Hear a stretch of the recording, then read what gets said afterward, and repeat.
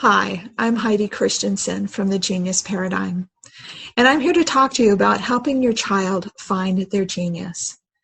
So, to start out with, take a moment and just imagine something. A fairy flits around your home, darting in and out of your life, giving you ideas and direction, hoping you're smart enough to listen. If you aren't, away she goes. This was the Greek and Roman view of genius. A person wasn't a genius. They had the genius. They thought of it as a house god. You could listen or not, but everyone had one. In her book, Big Magic, Elizabeth Gilbert talks about the difference between being a genius and having a genius, and how this small differentiation can have a huge difference on how we view ourselves and our gifts. If we are a genius, it's all on us. We have the responsibility, praise, big ego, etc. If it's something outside ourselves, it's a gift that we should be thankful to have. It's amazing how much our view of genius has changed. Today you say the word and immediately people think of like Einstein and Edison. But think about how these guys defined it. Years ago, I was at a conference, and there was a girl wearing a shirt with a quote on it. And I had to practically stalk her to get the whole quote written down. You know, this was before smartphones, so kind of tells you how long I've been at this homeschool thing. So anyway, it's attributed to Einstein, and this quote changed my life. Everybody is a genius, but if you judge a fish by its ability to climb a tree, it will live its whole life believing that it is stupid. Too often we put labels on people and try to put them in boxes. We're judging the fish by how it can climb a tree. As an educator, I've seen so many students negatively impacted by this. Students valiantly try and climb the tree that just isn't meant to be climbed by them, while not taking the time to jump in the river to show their true ability. I specialize in individualized education, and I attract students from both ends of the spectrum. I have students who are the fish out of water, as well as the students that are bored to tears because they keep being held back so that they don't get ahead of their peers in the classroom. Both need inspiration. The former needs help finding their genius. They feel stupid, have given up. But the bored student may be at the point of giving up too. Today's predominant educational system is one in which there are certain topics that must be learned in a certain way in order to be considered educated. If you don't do well in these topics, you're seen, to say it nicely, as lacking something. I'd like to challenge you to look at the world differently, but specifically at the educational system today. Let's shift our paradigm to the genius paradigm. Just think about how this could change the world. Or how about your world, your child's world? I think it would be pretty amazing. So let's start by changing your world and your child's. I've heard throughout my life that we each have a mission or purpose, and some people will liken my definition of genius to one of these. I've taught the hero's journey, Joseph Campbell's classic deconstruction of almost every story ever told, and I've also taught how to apply it to your own life. I've seen the power of teaching this and believing it, but I've also seen its problems. It's powerful to be able to teach a student that they have a purpose in life. There's a reason for them being here on earth right now. I have seen how even an unknown why helps students in times of difficulty and self-doubt, but it leaves many students confused. Kids today are often depicted as entitled or lacking work ethic, but that just isn't true. Research shows that recent generations of young people perceive that others are more demanding of them, they're more demanding of others, and they're more demanding of themselves. Many of them are perfectionists. When you add the idea of mission to an already burdened student suffering from perfectionism, it may be too much. Perfectionism is not a good thing. It's stifling. You can't accomplish anything because it may not be perfect. It manifests itself as depression or anxiety. Mission and purpose are wonderful words, but they tend to be understood as being singular. You have a mission. What happens when you complete it? Is your life's work done? No.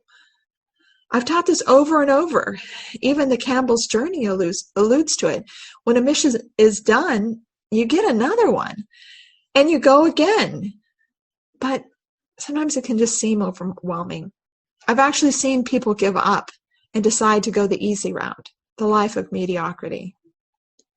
Maybe with a slight vocabulary change, we can eliminate this problem. In Donald Miller's book, A Million Miles in 1,000 Years, he talks about his story.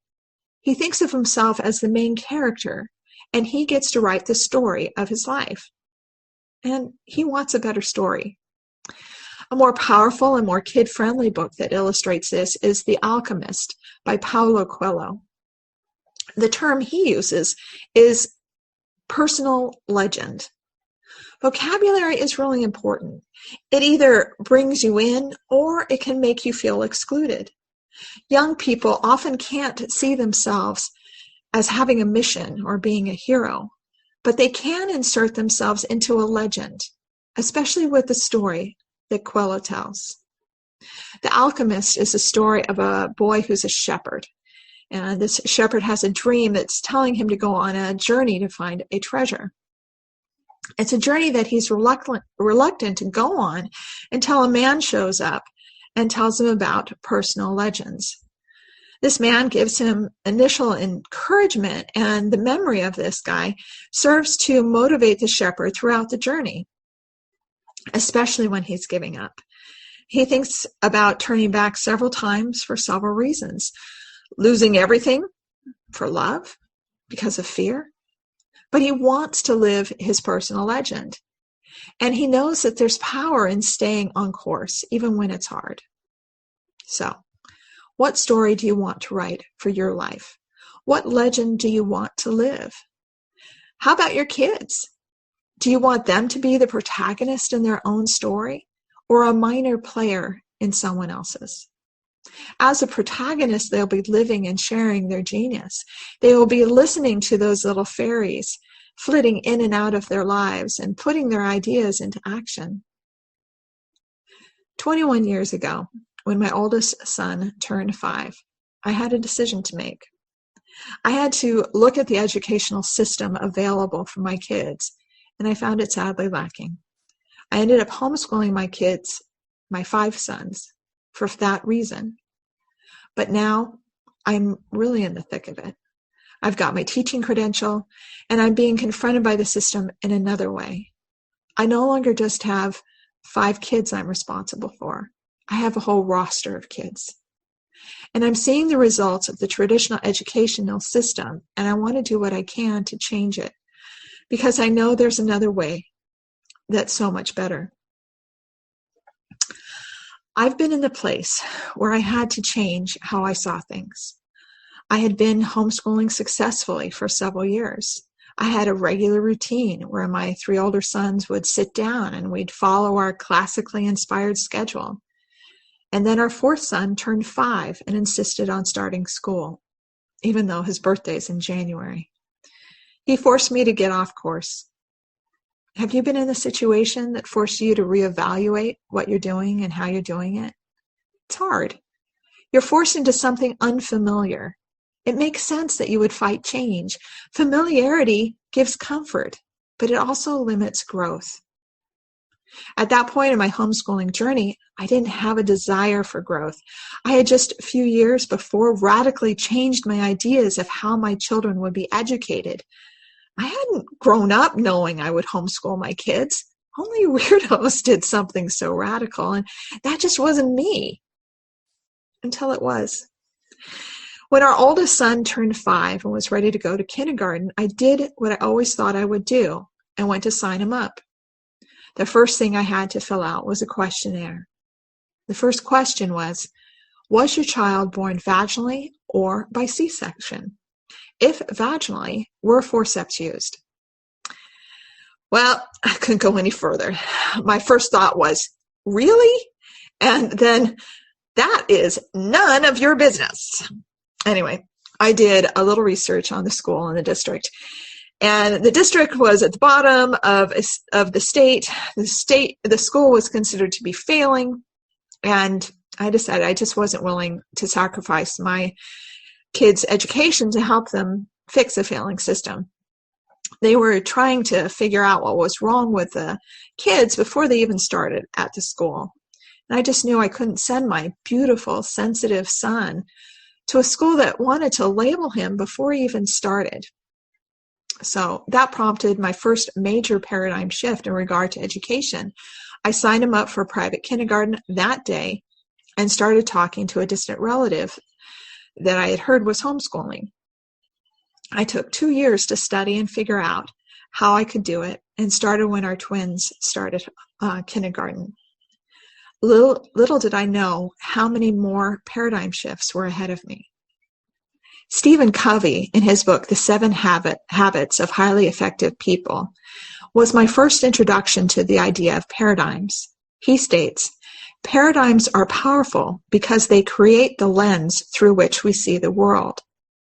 How did I see the world of education the day before I went to sign my oldest up for kindergarten? I didn't question it. I fully accepted it. It took a slap in the face to get me to look at something different. So, back to my son. My fourth son was nothing like his older brothers. He needed me to find a new way to teach him. I needed to inspire him. I was faced with continuing to see the world through the lens of my current systems of education and organization, or I could shift my paradigm. I had a decision to make. Right around this time, I was given the opportunity to attend a seminar about leadership education. Leadership education was popularized by Oliver DeMille's book, Thomas Jefferson Education. Before the seminar, I was asked to read the book so I could participate in a book discussion. So, one paragraph stood out to me. Greatness isn't the work of a few geniuses. It's the purpose of each of us. It's why we were born. Every person you have ever met is a genius. Every one. Some of us have chosen not to develop it, but it is there. It is in us, all of us. It's in your spouse. It is in each of your children. You live in a world of geniuses. How can we settle for anything less than the best education? How can we tell our children that mediocre education will do when greatness is available? So, how could I force my son into a mold he didn't fit into? I couldn't. I had to change my paradigm and see his genius. And that's what I'm advocating for you to do. Change your paradigm. When I started homeschooling, I basically did school at home. I had my kids work through curriculum and take tests and kept going because what else was I supposed to do? That was the way to do it, right? But soon I figured out how stupid it was for me to move my kids forward when they didn't understand a concept. I had the freedom to take the time to individualize my kids' education. So I did. If they needed more time, I gave it to them. If a certain curriculum wasn't working, I changed it. If they wanted to show me how they learned or what they learned in a different way, I let them. Do this, but also more. Encourage them to write their own story, be the protagonist, live their genius. This may mean they need to stray from the beaten path. They might need time to really dive deep into subjects that might not be on the list of things they are supposed to be studying at their age. Let them do it anyway. Help them find and listen to that fairy flitting around in their thoughts, telling them all about their genius. Accept a genius paradigm for yourself and help them develop theirs. If you'd like to learn more about different characteristics to develop to help you and your child live your genius, check out my other presentation. If you have any questions, you can contact me here. Thank you and have a great day.